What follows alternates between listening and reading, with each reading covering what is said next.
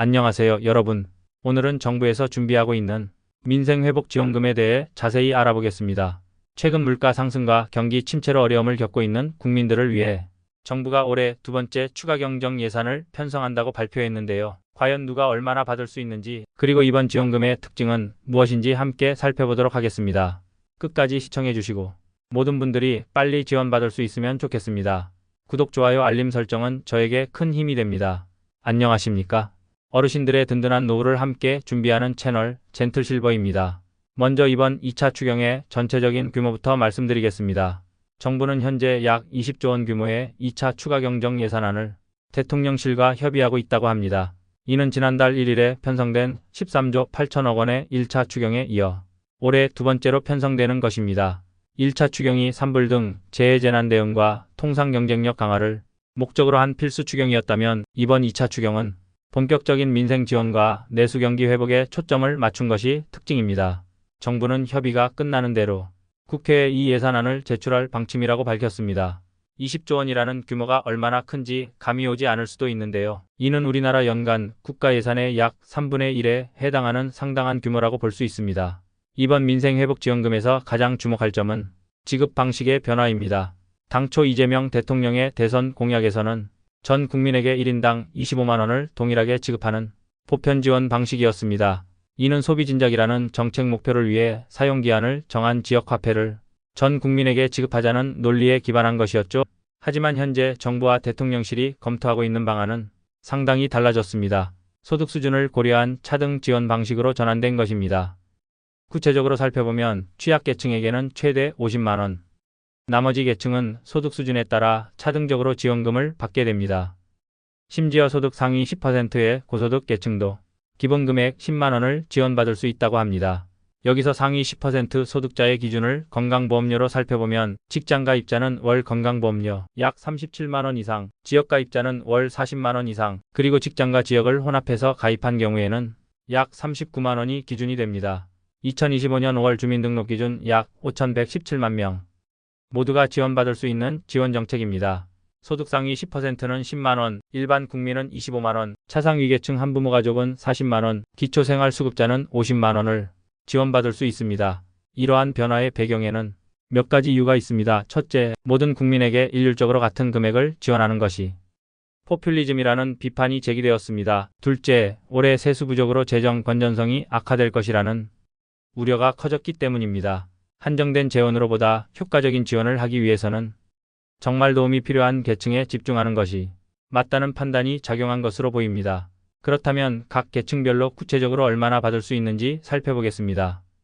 먼저 더불어민주당이 초기에 제안한 방안을 보면 전 국민에게 1인당 25만 원을 지급하되 기초생활수급자, 차상위계층, 한부모 가족 등 취약계층에게는 추가로 10만 원을 더 지급해서 총 35만 원을 받도록 하는 방안이었습니다. 하지만 현재 정부가 검토하고 있는 방안은 더욱 세분화되었습니다.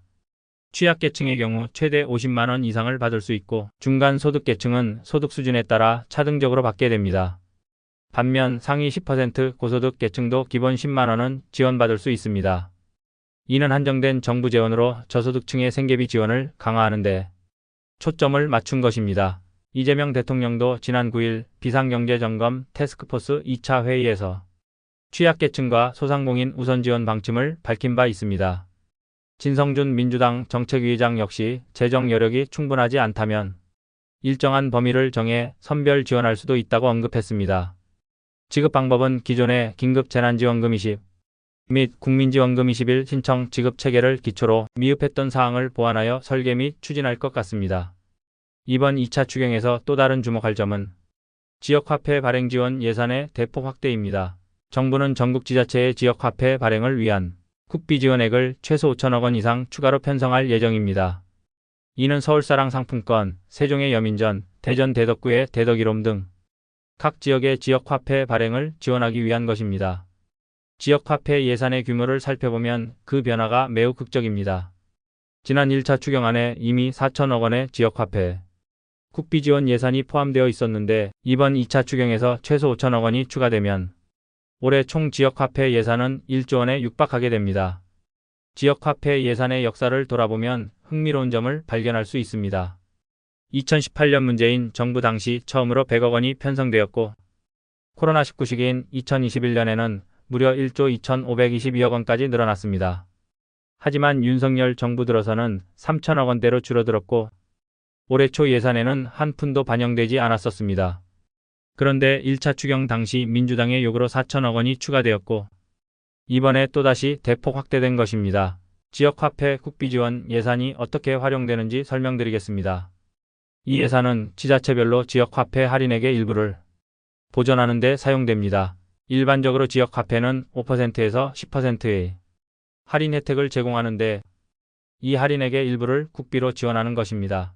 구체적인 계산을 해보면 그 파급 효과를 알 수 있습니다. 만약 모든 지역화폐의 할인율이 10%이고 이 가운데 절반을 국비로 지원한다고 가정하면 1조 원의 국비 지원으로 무려 20조 원의 지역화폐를 발행할 수 있습니다. 이는 상당한 승수효과를 가져올 수 있는 구조입니다. 지역화폐의 장점은 여러 가지가 있습니다. 첫째, 사용기한이 정해져 있어 빠른 소비 진작 효과를 기대할 수 있습니다.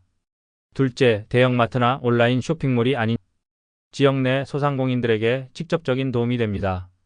셋째, 지역 경제 활성화에 기여할 수 있습니다. 이번 민생회복지원금 정책을 정치적 맥락에서 살펴보는 것도 중요합니다. 이는 이재명 대통령의 핵심 대선 공약 중 하나였기 때문입니다. 대선 당시 전 국민 25만 원 지급이라는 공약으로 상당한 주목을 받았었죠. 하지만 집권 후 현실적 제약에 부딪히면서 공약의 내용이 상당히 수정되었습니다. 보편 지원에서 선별 지원으로 동일 금액에서 차등 지급으로 변화한 것입니다. 이는 공약과 현실 사이의 간극을 보여주는 사례라고 할 수 있습니다. 정부 입장에서는 한정된 재원으로 최대한의 효과를 내려고 하는 현실적 선택이지만 일각에서는 공약 후퇴라는 비판도 제기되고 있습니다. 특히 고소득층을 지원 대상에서 포함하는 것에 대해서는 찬반 의견이 엇갈리고 있습니다. 이번 민생회복지원금이 실제 경제에 미칠 효과는 어떨까요? 우선 긍정적인 측면부터 살펴보겠습니다. 20조 원 규모의 추경은 분명히 단기적인 소비 진작 효과를 가져올 것으로 예상됩니다. 특히 지역화폐를 통한 지원은 사용기한이 정해져 있어 빠른 소비로 이어질 가능성이 높습니다. 또한 취약계층에 대한 집중 지원은 소득 재분배 효과와 함께 이들의 생계비 부담을 덜어줄 것으로 기대됩니다. 최근 물가 상승으로 어려움을 겪고 있는 저소득층에게는 실질적인 도움이 될 것입니다. 지역 경제 활성화 측면에서도 긍정적입니다. 지역화폐는 대부분 해당 지역의 소상공인들에게서만 사용할 수 있기 때문에 대형마트나 온라인 쇼핑몰로 돈이 빠져나가는 것을 막고 지역 내 자금 순환을 촉진할 수 있습니다. 하지만 우려되는 부분도 있습니다. 20조 원이라는 대규모 재정 지출은 국가부채 증가로 이어질 수밖에 없습니다. 이미 올해 세수 부족이 예상되는 상황에서 추가적인 재정 부담은 장기적인 재정 건전성에 부정적 영향을 미칠 수 있습니다. 우리나라의 민생 지원 정책을 국제적으로 비교해보는 것도 의미가 있습니다. 코로나19 이후 각국이 다양한 형태의 국민 지원 정책을 실시했는데요. 미국의 경우 전 국민을 대상으로 한 직접 현금 지급을 여러 차례 실시했습니다. 일본도 1인당 10만 엔의 특별정액급 부금을 지급한 바 있습니다. 하지만 우리나라처럼 지역화폐를 활용한 지원 방식은 상당히 독특한 사례입니다. 이는 소비 진작과 동시에 지역 경제 활성화라는 두 마리 토끼를 잡으려는 정책적 고민의 결과라고 볼 수 있습니다. 선별 지원 방식 역시 전 세계적으로 보편적인 추세입니다. 재정 여력이 한정된 상황에서 정말 도움이 필요한 계층에 집중하는 것이 효율적이라는 인식이 확산되고 있기 때문입니다. 앞으로 이 정책이 어떻게 전개될지 전망해 보겠습니다. 우선 국회에서의 심의 과정이 중요한 변수가 될 것입니다. 20조 원이라는 대규모 예산안이기 때문에 여야 간 치열한 공방이 예상됩니다. 특히 지원 대상과 지급 금액을 둘러싼 논란이 계속될 가능성이 높습니다. 또한 실제 집행 과정에서의 행정적 부담도 만만치 않을 것으로 보입니다. 소득 수준에 따른 차등 지급을 위해서는 정확한 소득 파악이 필요한데 이 과정에서 상당한 시간과 비용이 소요될 수 있습니다. 지역화폐 시스템의 안정적 운영도 중요한 과제입니다. 1조 원에 육박하는 예산으로 20조 원 규모의 지역화폐가 발행될 경우 각 지자체의 시스템 처리 능력과 가맹점 확보 등이 관건이 될 것입니다. 이번 민생회복지원금 정책에는 몇 가지 한계점도 있습니다. 첫째, 일회성 지원에 그칠 가능성이 높다는 점입니다. 근본적인 경제 구조 개선 없이는 단기적인 효과에 머물 수 있습니다. 둘째, 소득 파악의 정확성 문제입니다. 우리나라의 소득 파악률이 100%가 아닌 상황에서 공정한 차등 지급이 이루어질 수 있을지 의문입니다. 특히 자영업자나 프리랜서 등의 실제 소득을 정확히 파악하기 어려운 측면이 있습니다. 셋째, 지역화폐의 사용 편의성 문제입니다. 아직도 많은 소상공인들이 지역화폐 가맹점으로 등록되어 있지 않아 실제 사용에 제약이 있을 수 있습니다. 이러한 한계를 극복하기 위해서는 몇 가지 개선 방안을 고려해 볼 수 있습니다. 소득 파악 시스템의 정확성을 높이고 지역화폐 가맹점을 확대하며 장기적으로는 구조적 경제 개선 방안을 함께 추진하는 것이 필요합니다.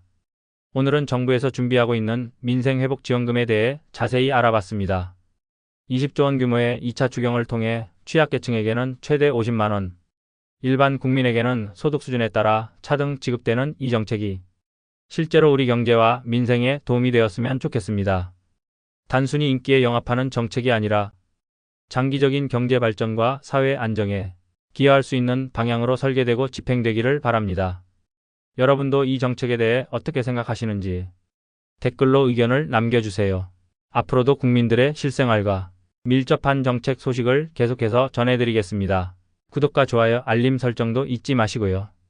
다음 영상에서 또 만나 뵙겠습니다. 감사합니다.